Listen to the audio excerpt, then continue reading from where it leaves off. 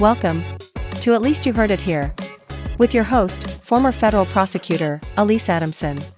Take it away, Alyse.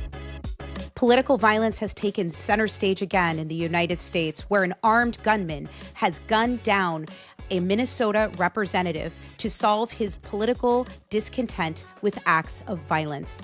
And welcome to another episode of At Least You Heard It Here. My name is Alyse Adamson. And today's episode is going to be examining the horrible tragedy that has recently unfolded in Minnesota with the murder of a representative and her husband and the attempted murder of a state senator and his wife. And here to help me unpack this tragedy is Mike Leon. He's a frequent TV contributor. You can catch him on Fox News. I've met him on CNN. He also frequently appears on NTD. He's a former TV producer, also spending time producing at Fox. And he also is the host of his very own podcast, Can We Please Talk? It's one of my personal favorites, so go ahead and check it out after this episode. And welcome, Mike. Thank you so much for joining. Alyse, thanks for having me on the show. Thanks so much for coming, Mike. I appreciate it.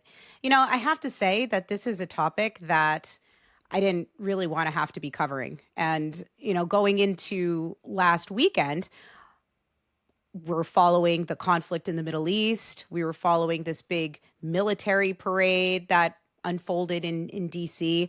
But I never thought, and I think it's because I didn't want to think, that the biggest breaking news story was going to be political violence right here in the United States. And of course, I'm talking about the murder of a Minnesota congresswoman and her husband, and the attempted murder of a Minnesota state senator, and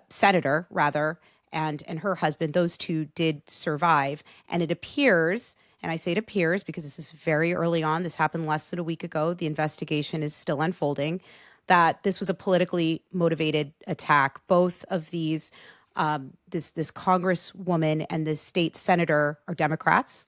And there's a lot of indicia from the initial evidence that has been retrieved from the suspect, now defendant, that he was right-leaning and targeted these folks because of their political affiliation. Horrible, absolutely horrible. Yep. As you know, there was a hit list. They found a hit list, 45 names on that hit list. So it is a stroke of luck. I mean, I would say luck, but two people have been murdered in this tragedy, that more people were not murdered. And we'll talk about the timeline in a moment, but it's a larger issue here in the U.S. So, I mean, I don't know. What are your reactions to the story? What's going on? What are your initial impressions? Yeah, I mean, there's a lot. First off, you know, on our last episode of Can We Please Talk, I think the tagline or the episode title was A News Weekend Unlike Any Other, because we glossed over Israel-Iran, right, which is going on for another week. We had the Air India plane crash. We've got the military parade, like you said. The G7 summit was coming out. I never seen a weekend of so much news packed into one thing. And then, you know, you turn on the TV. I happen to be on vacation, and I turn on the TV. I believe it was Saturday morning, and I see, you know, my buddy Boris Sanchez was on TV because he was getting ready for the parade stuff that was happening in D.C. later in the evening. And they're breaking in with this news conference, and, you know, Tim Walz is on television. He happened to know the speaker that was killed. There's this manhunt. And, you know, the little trickle of details that start coming out. And then you hear the police chief from Brooklyn Park talking about this guy had 3 AK-47s. He had a bunch of different weapons, which is a larger conversation of why people keep getting access to guns when clearly this person was, whether he's mentally unfit or not. Again, I will argue it to the death. If you told me right now a guy's going to come at you with 3 guns to your house, or he's going to come at you with 3 knives to my house, give me the 3 knives option. I'll take that option because I have a better chance of survival. I'm a greater good person. I don't understand why human beings are not like this. I argue with my family members all the time. My wife's father, I don't care. I'm putting everybody on Front Street. My wife's father, my sister. This is the most annoying thing. Each of them have like 6, 7 guns in their house. And it's like, whether or not I trust them is not the issue. I'm a greater good person. So if tomorrow people are killing folks with Callaway golf clubs, and I'm a Callaway golf owner myself, and the government's like, we need those Callaway golf clubs back because a lot of people are doing harm with it, I give it back. Like, I give it back. I'm a greater good person. Like, I don't want people to be killed with this stuff. But people don't care about that. Second Amendment, guns, blah, blah, blah, blah, blah. So I'm going to leave that there, and we'll come back to it. But the initial impressions are just like, I think all of us, and especially the ones that are like the Donald Trump Juniors and the ones that have been the most vociferous on television, pipe down for a second. Like, let's figure everything out. But the problem is that they goalpost move so much that the conversations are not on the up and up, right? Like, yeah, his father, there was an assassination attempt on his father's life. I get that. You haven't helped. Like, you have contributed to some of those things. We can easily go back and show you those tweets. And then when you show them the tweets, they move the goalposts further. So the conversation is never on the up and up. And that's why we have this circuitous route of political nonstop violence. Because when Steve Scalise, and I happen to be on MSNBC when the Steve Scalise incident happened, or it got touched upon or something like that, and I was talking about it, I was like, the media has been covering this nonstop. This happened at a softball game, right? Like, there was nonstop coverage and cameras around it. The whole goal of the media is to cover this stuff, right? We don't want it to happen. It's not to inflame it. When you go on social media and then you inflame it, and you've got Senator Mike Lee out here calling, Mike Waltz a nightmare on Wall Street and posting these tweets. And then you saw, obviously, another representative, Tina Smith's office, sending him an email and things like that. Like, we're just going to keep going back and forth on all this. But high level, awful. It's a shame of what happened. The fact that 2 people lost their lives, 2 others miraculously, 17 bullets. 17 bullets. In these 2 folks. And the woman had the strength to post on Facebook that, hey, I'm doing better. It would be like if 50 Cent back in the day posted on his Facebook, hey, I'm fine. I know I got 9 shots. It's just, I've never seen anything like that. This story has dominated, but kudos to law enforcement under 48 hours, capturing this guy, the way they communicated with each other between state, local, and federal law enforcement, and then the public helping out. I know you've probably seen the video of that woman who was like, I saw him ducking down. I called 911 right away. So shout out to this. This is the way it's supposed to work, right? Where everybody's working together to capture this guy. But there's so many different directions with this story. It's just a huge tragedy. And I feel for everybody that's involved. Yeah, completely agree. And it's the heroic actions of the community, of local law enforcement that, to your point, led to his capture in under 48 hours. I think it was 43 hours. And as a result, he's been charged by a complaint. We could talk about that in a minute, instead of a grand jury indictment, because they got this guy off the street almost immediately. So I want to unpack a little bit of what you said, because there's two things here. There's the case itself, and then there is this, political angle, which no doubt there is. And I totally agree with you that passions have been inflamed by the rhetoric. But first, I want to focus on the facts of this case, because you said something interesting about the fact that so many firearms were used here. And I'm just looking at my notes because, we're reading off of initial reporting. Again, at the time of this recording, the investigation is still in its very early stages, and we expect a lot more to come out when they're at the time of indictment, when law enforcement has finished doing their job. They were just really trying to find this guy these first couple of days. But it appears as though the first people shot were those that survived. It was State Senator John Hoffman and his wife. The suspect, now defendant Vance Boelter, went to his house first, went in, shot him. Unclear how the police were notified, but they were. He went to another local legislator's house, caught on Ring camera. That person, thankfully, was on vacation, was not home. He left. And here's the real scary part, Mike. After that, he turns up at another legislator's house when police arrive. Apparently, and this is what we also need to learn more about, how the police knew to start protecting all of the local Minnesota Congress people, state senators. Unclear if they knew they were just Democrats or they were just going to everybody's house. But when police arrived there, they say now that they saw Boelter sitting in an SUV that was converted to look like a police vehicle. The officer tried to make contact, thinking that he was also an officer, because how he gained entry of State Senator Hoffman's home was posing as a law enforcement officer, which is extremely scary. They said he had a hyper-realistic latex mask. We need to know more about what that means.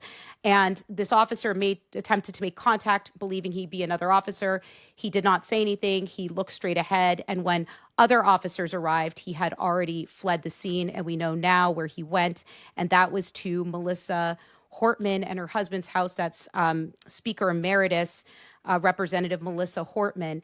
And here's the part that kind of ties into your point about guns and knives and the difference.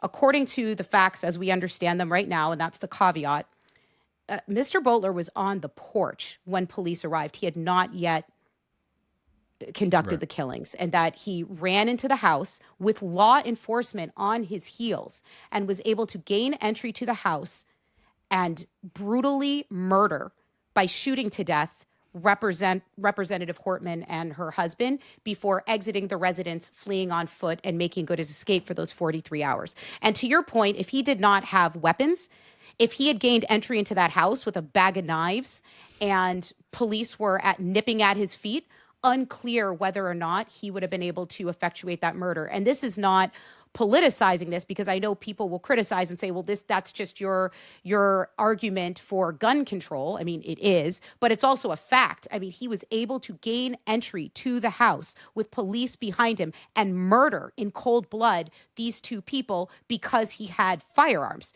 It was quick. He was able to do it, and then he was able to escape. Right. That is a huge problem. And to me, it furthers the tragedy of the situation because the police were so close to preventing another shooting that evening. The police acted heroically. I mean, just if you look at the timeline, they arrived at all of these residences so quick, they were able to deter one. But unfortunately, this murder of Representative Hortman was able to take place because Mr. Boelter was just hell-bent on implementing his murderous agenda. And unfortunately, police were not able to stop him in time. But if he hadn't had the weapons in the first place, it might have turned out differently. But we're not in a what if, we're in reality. And he did. And now he is facing 6 federal criminal charges. Look, we're going to get the comments in the YouTube section. I can already feel them coming down and trickling in. And it's going to be people, again, the conversation is not on the up and up. Like, there's just a difference of opinion. No one's arguing about the Second Amendment. No one's arguing about this thing that was instituted back in the 1700s, right? No one's arguing about that or arguing about the fact that maybe you didn't read it and the part of the militia in there. But be that as it may, it's just like you said, this is very chicken and egg, because you always see, and I live down in Florida, so just for background and context, people are wearing the guns don't kill people t-shirts down here and stuff like that. It's like, again, to your point, if he ran through that house like he was a ninja in the Cobra Commander, versus G.I. Joe series, he's probably not killing these folks. And I don't want to make levity of a situation like this, but like at the end of the day, you have to reduce things to the bare minimum, right? This person had this type of weaponry and machinery. Like you said, law enforcement encountered him on the outside. He went back into the house. How could he have killed them for not having this weapon? And then, the other part of this and I'm glad you did the chronological time order there, because, when we recorded our episode, it was Sunday night he had just gotten captured at 11 p.m. We had just finished recording. So we didn't know the full details outside of they had recovered one of his vehicles that happened to be in this park. This was a different vehicle that they recovered, again, with the list of names and the guns and things like that. The chronological order was still kind of a little bit uncertain. I knew he went to the Hoffmans first, obviously, but I didn't know. And the Ring camera that everybody has now seen with the mask-like thing that he is wearing there, almost like a scene out of The Town, that Ben Affleck movie, if you recall. And so how did he acquire all this stuff? The hit list. How did he know that these folks would not have either private securities but like you said, law enforcement really understanding, because I believe the Brooklyn Park Police Chief, when he gave his presser, he had mentioned that, just like you said, it was law enforcement officials that noticed him somewhere else and then had the wherewithal to start putting people on high alert. So this guy could have done a lot of damage and inflicted a lot, but we're never going to convince people, even just in this conversation, Alyse, about gun safety, gun control, whether or not you should have access to guns. What happens if the government comes back and tries to take us over? You're not going to do anything about it. You and those 9 guns are going to get mowed over by a drone. I'm so mad about all of this because not that the gun laws on the state of Minnesota could have prevented this guy from having it. Doesn't sound like he had a criminal background. He worked for the government officials there in the state of Minnesota, so obviously he's already going through extensive background checks, just to work for the state of Minnesota. So unless the state of Minnesota has no background checks, which I can't imagine, you would know better with respect to that. But I have to imagine that they had some type of rigorous checks.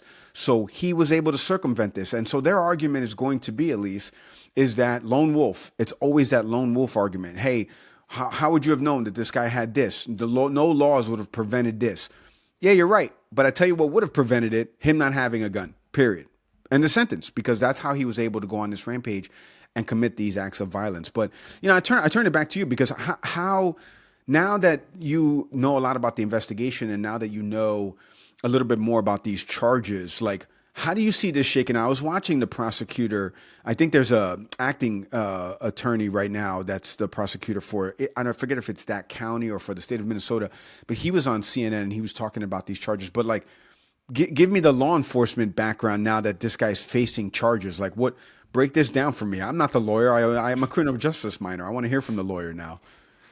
Yeah, Mike. So he's actually facing both federal and state charges, which is right, of course, because this was a murder. Murder is usually charged on a state level, but there is a federal hook here. You mentioned, how did this individual know that there was a lack of security where these folks would be? And that kind of dovetails with one of the charges, which is stalking. He's charged with multiple counts of the federal stalking statute. That's going to be the federal hook to get this into federal court. 18 USC 22661A2A. Related to those federal stalking charges, they also have the murder with a firearm. Again, firearms bring cases into federal court, and then the murder and the stalking combined is what is laying the foundation for the federal counts. And that's 6 counts so far. But as I mentioned earlier, he's charged by something called complaint. There's 2 ways to charge people federally. By a complaint, that is before a grand jury. That's just a bunch of random citizens from the street here. The facts of the case, they've got to find probable cause. They issue an indictment. That is an official charging document. But in cases such as these, where you have to pick the person up immediately, you got to arrest them immediately, it's a public safety issue. They do something called a probable cause arrest. That's what people think of when we think of arrest, taking someone off the street in cuffs. So they filled out an affidavit for an arrest warrant. That's how we know a lot of the facts of the case. It was about 20 pages long. Law enforcement authored it. They detailed why there's probable cause to believe that he committed these crimes. And then they created a charging document called a complaint, and they filed it.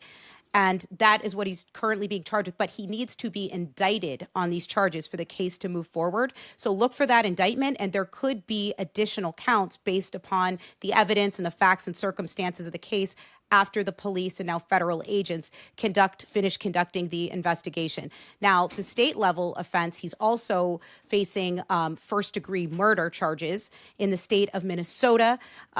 Those are going to be put on hold as the federal cases proceed. He had 2 hearings just recently as of this recording. He was seen in federal court. He did not appear in state court because he was being charged, presented in federal court. So what the state level court did was they issued a bench warrant. And why they did that was, let's just say the federal charges somehow all implode. That is not going to happen in this case. But if it did, that means that he would never be released. He would be sent to the state's custody in Minnesota to face his state charges. Also important to note, Minnesota does not have the death penalty. So that first-degree murder charge in Minnesota, he is not facing the death penalty, but the federal statutes do. So it is possible. Prosecutors have not indicated yet whether or not they're going to be seeking the death penalty, but it is certainly a possibility. And what I can say, Mike, from my experience, looking at the severity of these charges, looking at the strength of the evidence, this case is only about 4 days old, yet law enforcement is indicating they found a manifesto.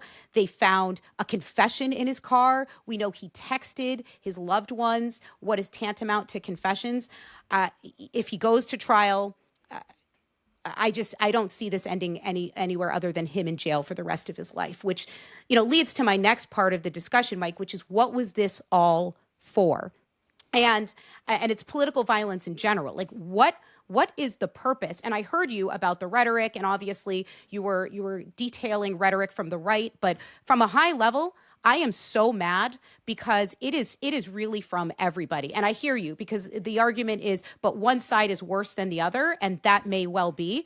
But we are hearing a lot of dangerous rhetoric, a lot of angry rhetoric from all of America, a very divided America that is clearly motivating some lone wolves, as you mentioned, to act and act violently. And that's why it goes to my question that what is this for? Do we really think this is going to move the needle? The investigation has so far showed that he was pro-life, that this man, Vance Boelter, was seemingly upset. He had people from Planned Parenthood on his hit list. Do we think that these murders are going to somehow advance a pro-life agenda? We've already had the Dobbs decision, right? Abortion is back down to the states.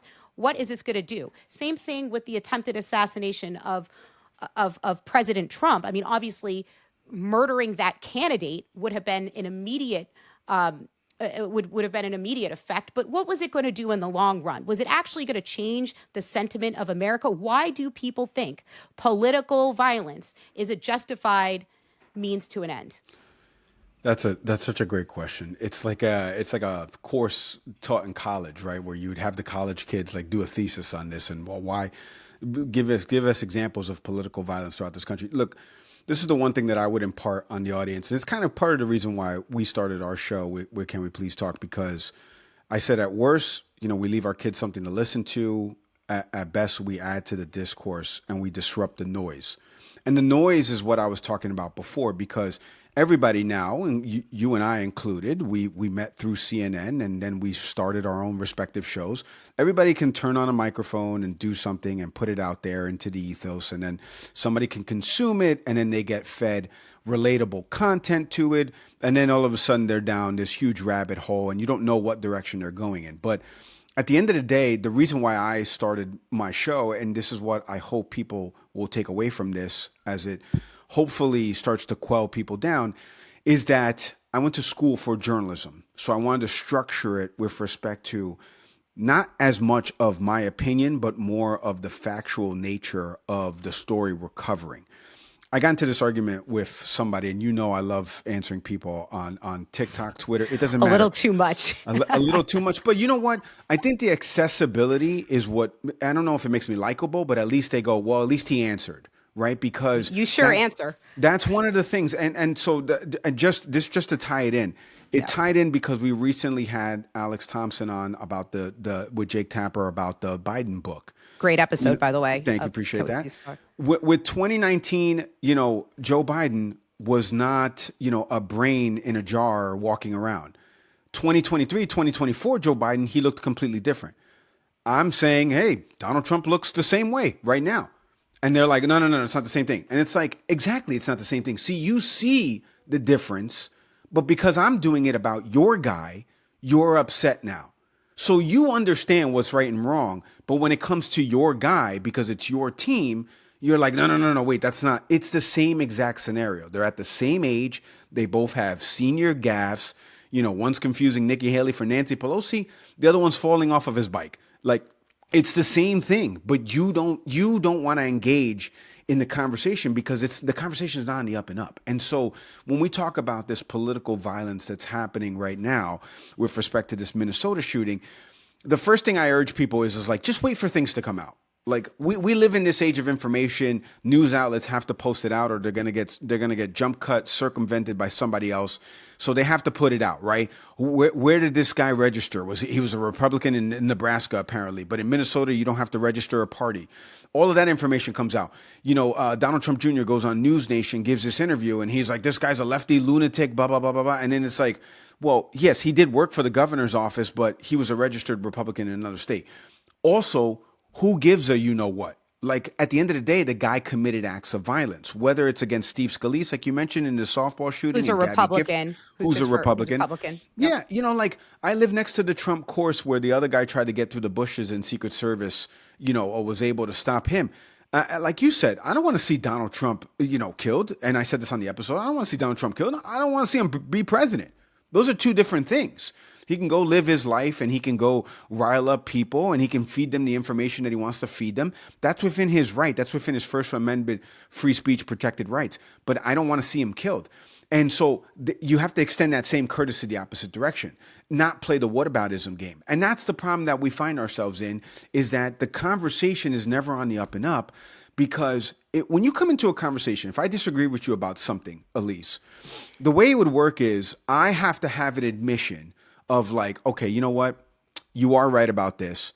And then you go, yeah, you know what? You are right about that. And then we meet in the middle and then we walk away. We may not agree on the overarching premise of it, but at least we agree on parts of it where you were right about this and I was right about that.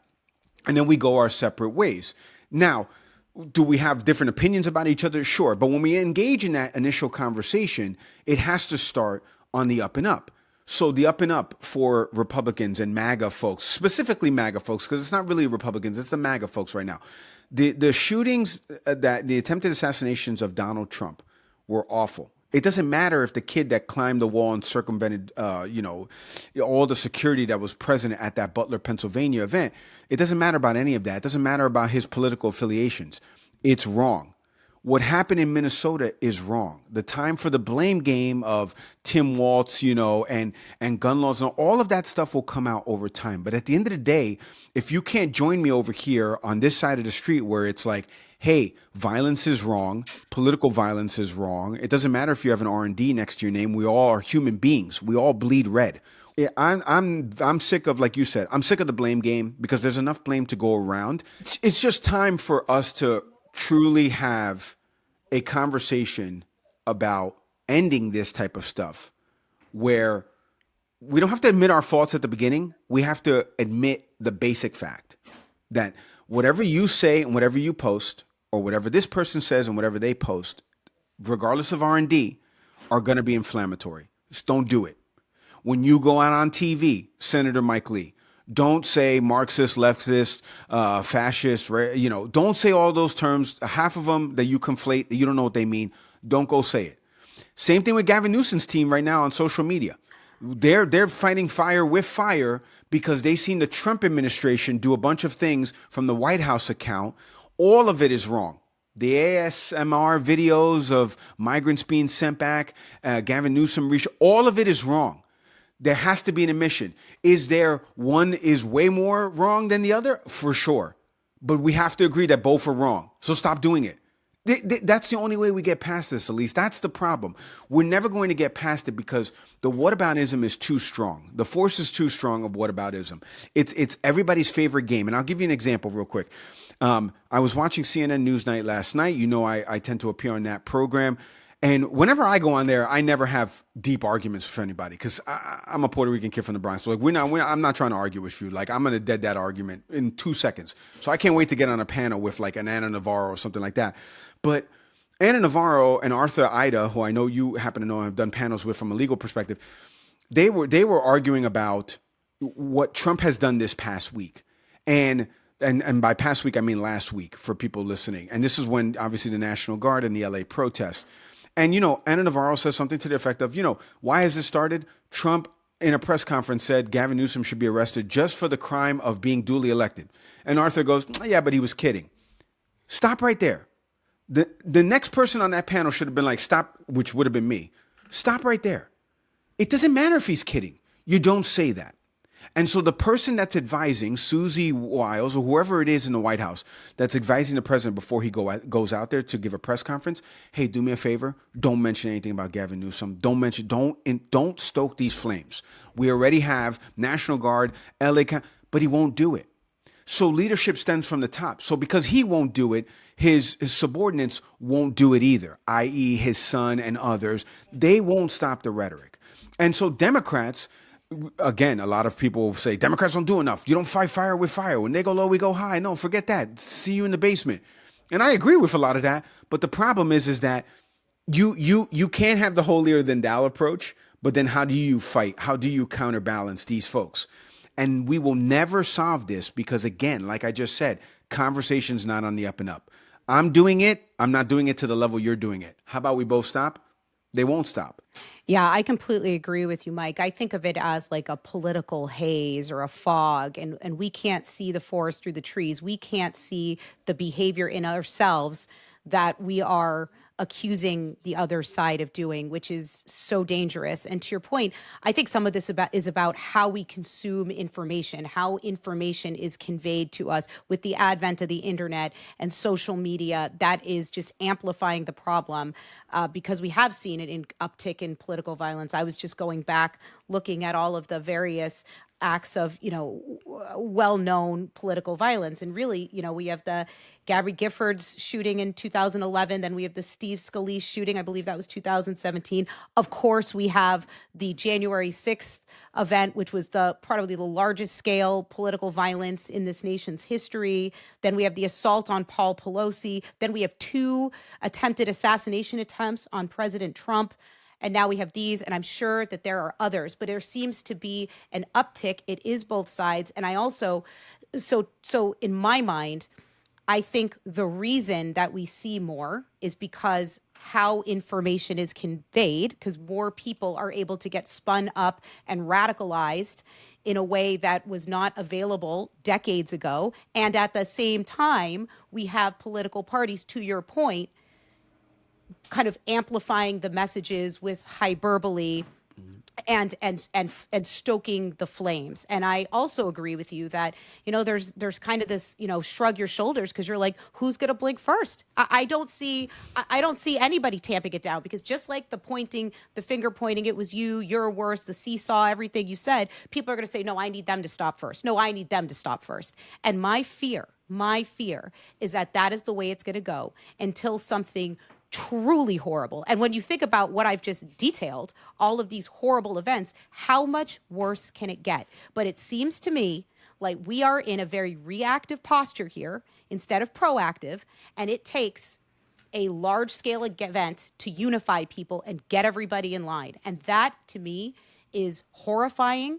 And it makes me so sad, because when you actually speak to people, and I have friends from both sides of the aisle, right? I consider myself a moderate. We agree on a lot more than we disagree on. But it's these few issues that we disagree on that are forced into the national conversation, amplified, and then get people very, very riled up. And now all of a sudden we have neighbors not talking to neighbors, family members not talking to family members, and lone wolf lunatics picking up arms and thinking that violent acts is the answer to the problems. And just to put a bow on it, because, obviously I love your show, and I love, well, I'm biased. I love my show, but I love your started, show too. thank you. But I started it because I wanted to add to the discourse and make a dent in all the noise, and nobody better. And again, this is not a tooting of my own horn. It's like nobody better, because I was trained, went to journalism school. I worked for Fox News for a few years. Like, I saw what that sounded like and looked like. And again, there's 2 different silos there. There's the news side, car fire in Queens, 2 people are dead, we're breaking news, the Fox News alert. Then there's the opinion programming in the evening, Jesse Waters, Biden's old, blah, blah, blah, blah, blah, Trump assassination, this guy, lunatic, lefty, and all the other words that they can fit into an OTS, which is an over the shoulder. But back to what you were saying, the reason why there is no end in sight, and, I went to Rutgers University, for people that are watching on YouTube and see the R.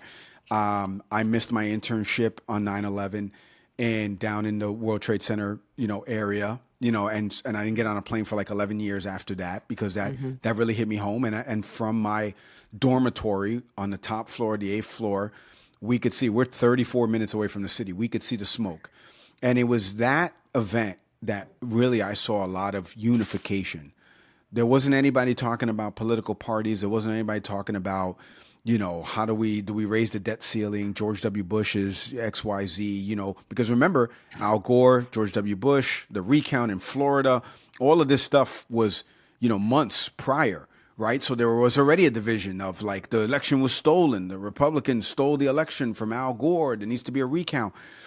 But that event, tragedy, 3,500 or so Americans killed in it, from D.C. to United 93 in Pennsylvania. That series of events is the last time that I can remember truly seeing everybody be unified. And until we start to change our human nature and the way we engage in conversations and admitting some of our faults, none of this is ever going to change. And we're going to have more repeat events of the Vance Boelters of the world, unfortunately. And I just hope that, it takes one person. He's sitting on 1600 Pennsylvania Avenue. It could be one person, but he can't change because he's an old man. And when you get older, you don't change. You have a propensity to not change. And so normally you would hope that leadership would stem from the top and it would come from this person. But we've already seen it with him talking about Governor Walton. I'm not going to call him, he's a lunatic lefty. We've already seen it. And it's just going to create more chaos and more divide, unfortunately, Alyse. I wish I had better news for the audience. Yeah, me too, because when you mentioned 9/11 being a unifying event, it was a unifying event because the United States of America suffered its worst terrorist attack and loss of life within the United States borders ever. That's what I was saying, where it's going to take something terrible. It's the common enemy phenomenon. I mean, sociologists explain it, and it's very sad that it will take a common enemy to unite us. And yeah, I agree. This is a unfortunate note to have to end it, but we're realists, and this is just our appeals seem to be landing on deaf ears. But of course, my thoughts and prayers go out to the people of Minnesota, especially to the family of Representative Hortman. She and her husband have lost their life, and we cannot lose that story within the larger narrative because that is the true tragedy of the situation. So thank you so much, Mike, for joining me to break this all down for this conversation. Who knows, maybe there will be brighter days, but it appears as though we all have to do our individual duty and try to keep our discourse on the up and up in our platforms. Yep, I agree with that. Thanks for having me, Alyse. Thank you so much for joining. And for all of those listening or viewing, if you like what you heard, go ahead and click like and subscribe. And remember to tell folks, at least you heard it here.